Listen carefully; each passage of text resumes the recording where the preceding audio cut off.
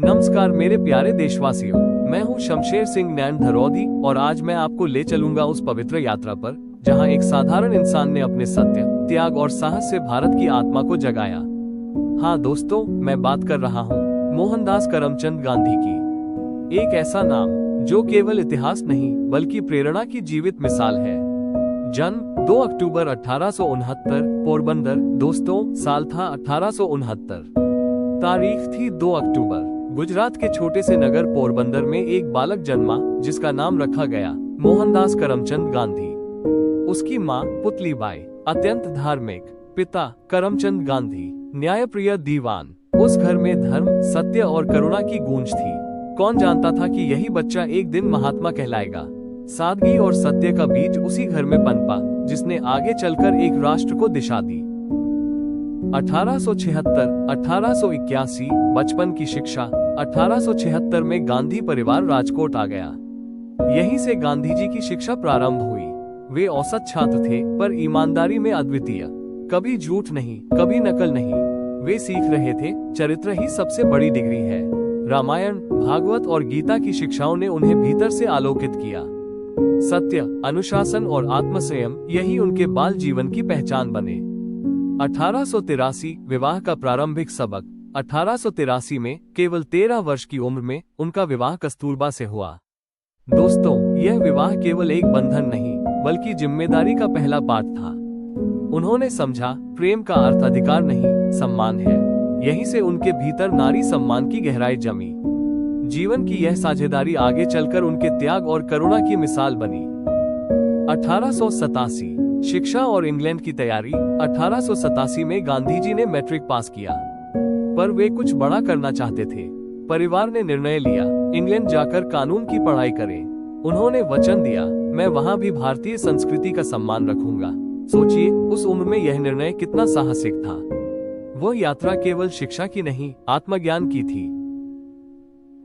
1888 England यात्रा की शुरुआत। 4 सितंबर 1888 गांधी जी इंग्लैंड पहुंचे।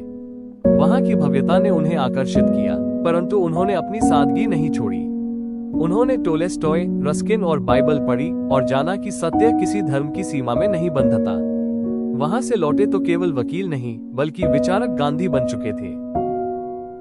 1891 भारत वापसी। 1891 में भारत लौटे, पर वकालत में सफलता नहीं मिली। लोग हंसे पर गांधी जी नहीं डरे। उन्होंने कहा, असफलता अंत नहीं, आरंभ का संकेत है। हर कठिनाई उन्हें नया दृष्टिकोण देती रही। 1893 दक्षिण अफ्रीका का निर्णायक मोड़। 1893 में उन्हें एक केस मिला और वे दक्षिण अफ्रीका गए। वहां एक रात ट्रेन में उनसे अपमानजनक व्यवहार हुआ। उन्हें सिर्फ रंग के कारण बाहर फेंक दिया गया। उस रात उन्होंने ठान लिया, अब मैं अन्याय के खिलाफ खड़ा रहूंगा, चाहे अकेला क्यों न रहूं। और वहीं से जन्म हुआ सत्याग्रह का बीज। 1894 नेशनल इंडियन कांग्रेस। 1894 में उन्होंने नेशनल इंडियन कांग्रेस बनाई। उनका संदेश था, हिंसा नहीं, न्याय से लड़ो। उन्होंने भारतीयों को संगठित किया। यहीं से गांधी एक वकील नहीं, आंदोलनकारी बने। 1915 भारत वापसी और नई शुरुआत। 1915 में गांधी जी भारत लौटे। अब वे केवल मोहनदास नहीं, महात्मा बन चुके थे।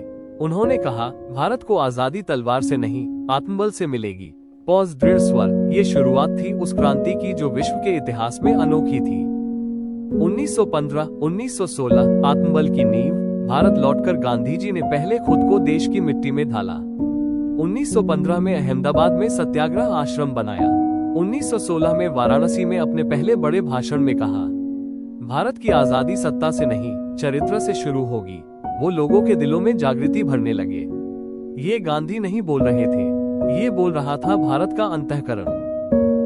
1917 चंपारण आंदोलन। 1917 में गांधी जी बिहार के चंपारण पहुंचे। नील की खेती करने वाले किसानों पर ब्रिटिश अत्याचार चरम पर थे। गांधी जी ने वहां पहला भारतीय सत्याग्रह चलाया। उन्होंने कहा, अन्याय के आगे झुकना पाप है। किसानों ने सिर ऊंचा किया, अंग्रेज झुक गए। यही वो क्षण था जब भारत ने पहली बार महसूस किया, अहिंसा में अपार शक्ति है। 1919 जलियांवाला बाग और असहयोग का बीज। 13 अप्रैल 1919 जलियांवाला बाग में निर्दोषों पर गोलियां चली। सैकड़ों लोग शहीद हुए। गांधी जी मौन हो गए। फिर बोले, अब अंग्रेज राज नैतिक रूप से समाप्त हो चुका है। उन्होंने रॉलेट एक्ट के विरोध में सत्याग्रह किया। पूरा देश एक हो गया। ये भारत के स्वतंत्रता संग्राम का निर्णायक मोड़ था। 1920 असहयोग आंदोलन की शुरुआत। 1920 में गांधी जी ने कहा, अब जनता का सहयोग ही ब्रिटिश शासन की ताकत है। अगर हम सहयोग न करें तो ये शासन ढह जाएगा। विद्यार्थी स्कूलों से निकले, अधिकारी त्यागपत्र देने लगे, लोग विदेशी वस्त्र जलाने लगे। देश में स्वराज की लहर दौड़ पड़ी। गांधी जी का संदेश स्पष्ट था, आजादी का पहला कदम आत्मनिर्भरता है। 1918 खेड़ा और अहमदाबाद आंदोलन। 1918 में गुजरात के खेड़ा में अकाल पड़ा। किसान कर नहीं चुका पा रहे थे। गांधी जी बोले, जब पेट खाली है तो कर अधर्म है। उन्होंने शांतिपूर्वक आंदोलन किया और कर माफ हुआ। इसी वर्ष अहमदाबाद के कपड़ा मिल मजदूरों के लिए भी सत्याग्रह किया। उन्होंने मजदूरों को बताया, संघर्ष करो पर बिना क्रोध के। ये गांधी का नया भारत था, जहां संघर्ष भी करुणा से जन्म लेता है। 1921 खादी और स्वदेशी का उदय। 1921 में गांधी जी ने चरखा उठाया और कहा, ये केवल सूत नहीं, आत्मबल की डोर है। उन्होंने खादी को राष्ट्र की आत्मा बना दिया। गांव गांव में चरखे घूमने लगे, लोगों ने विदेशी कपड़े छोड़ दिए। गांधी जी का संदेश था, अपने हाथ से जो बनाओ वही सबसे पवित्र है। यह आर्थिक स्वतंत्रता की क्रांति थी। 1922 चौरी चौरा की घटना। 5 फरवरी 1922 चौरी चौरा में हिंसा हुई, पुलिसकर्मी मारे गए। गांधी जी दुखी हुए। उन्होंने तुरंत असहयोग आंदोलन रोक दिया। लोगों ने कहा, ये तो हार है। गांधी जी बोले, हिंसा से मिली जीत सच्ची नहीं होती। उन्होंने दिखाया कि नैतिकता किसी भी आंदोलन की आत्मा है। 1924 एकता का संदेश। 1924 में सांप्रदायिकता बढ़ रही थी। गांधी जी बोले, हिंदू और मुसलमान दो शरीर नहीं, एक आत्मा है। उन्होंने अहमदाबाद कांग्रेस अधिवेशन में समाज को प्रेम का संदेश दिया। उन्होंने कहा, राजनीति अगर नफरत से चलेगी तो राष्ट्र टूटेगा। यह उनकी दूरदर्शिता थी जो आज भी हमें मार्ग दिखाती है। 1928 बारडोली सत्याग्रह। 1928 में गुजरात के बारडोली में किसान कर बढ़ोतरी के खिलाफ उठ खड़े हुए। गांधी जी और सरदार पटेल ने मिलकर आंदोलन चलाया। शांतिपूर्ण संघर्ष से अंग्रेज झुक गए। गांधी जी ने कहा, जब जनता एक होती है तो सरकारें कांपती हैं। यह विजय केवल किसानों की नहीं। 1930 नमक सत्याग्रह। और अब दोस्तों, वो दिन आया जिसने इतिहास बदल दिया। 12 मार्च 1930 गांधी जी ने साबरमती से दांडी मार्च शुरू किया।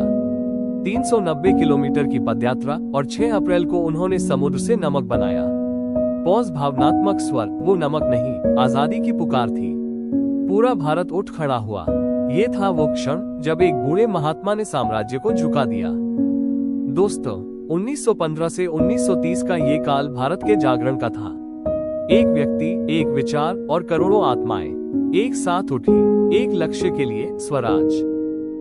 मेरे प्यारे देशवासियों, अब हम उस दौर में प्रवेश कर रहे हैं जब गांधी जी का हर कदम इतिहास बन गया।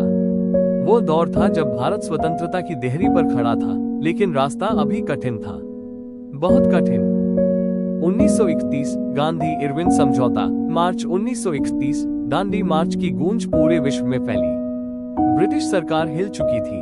गांधी जी ने कहा, मैं शांति चाहता हूँ पर सत्य से समझौता नहीं करूंगा। गांधी इरविन समझौते पर हस्ताक्षर हुए और गांधी जी लंदन में गोलमेज सम्मेलन में शामिल होने गए। वो वहां एक सन्यासी के वस्त्रों में पहुंचे। संदेश यही था, सत्य सबसे बड़ी ताकत है, राजसी वैभव नहीं। 1932 पूना समझौता। 1932 में डॉक्टर भीमराव अंबेडकर और गांधी जी के बीच हरिजन अधिकारों पर मतभेद हुआ। गांधी जी ने यरवदा जेल में अनशन किया।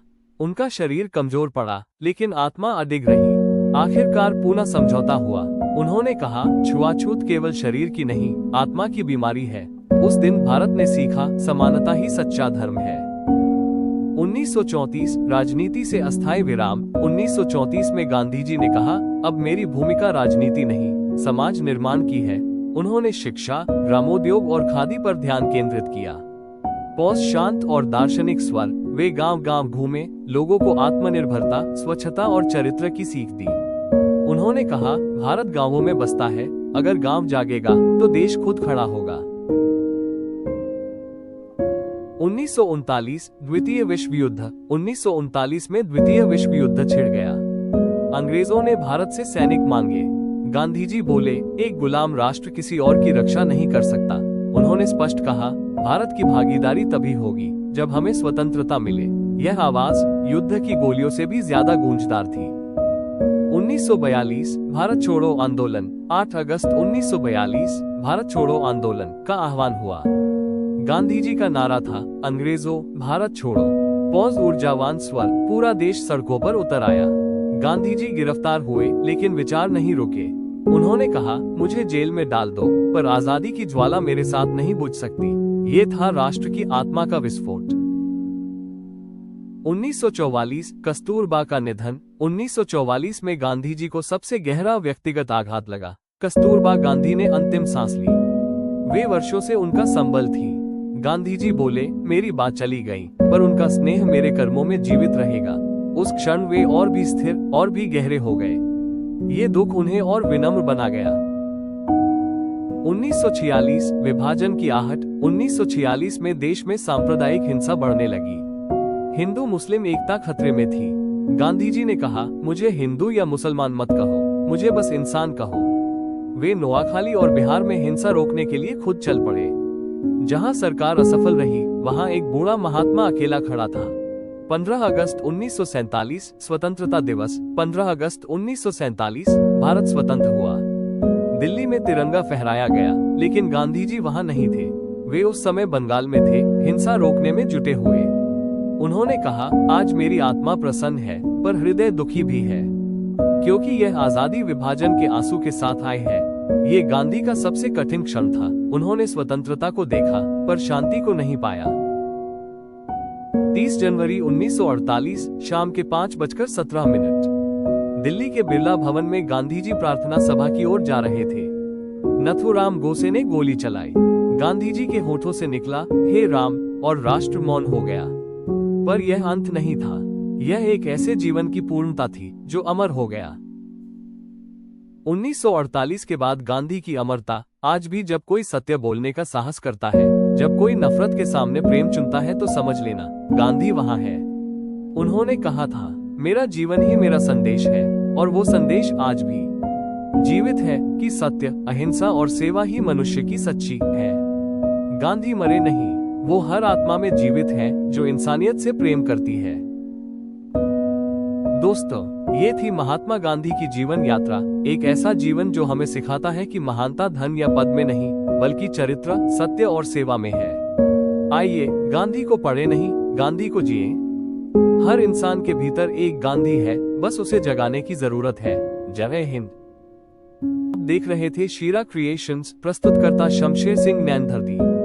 आपका साथ ही मेरी प्रेरणा है, आपकी मुस्कान ही मेरी उपलब्धि है। कृपया वीडियो को लाइक करें, अपने मित्रों के साथ शेयर करें और चैनल को सब्सक्राइब करना न भूलें। आपका सहयोग ही इस रचनात्मक यात्रा को आगे बढ़ाएगा। धन्यवाद।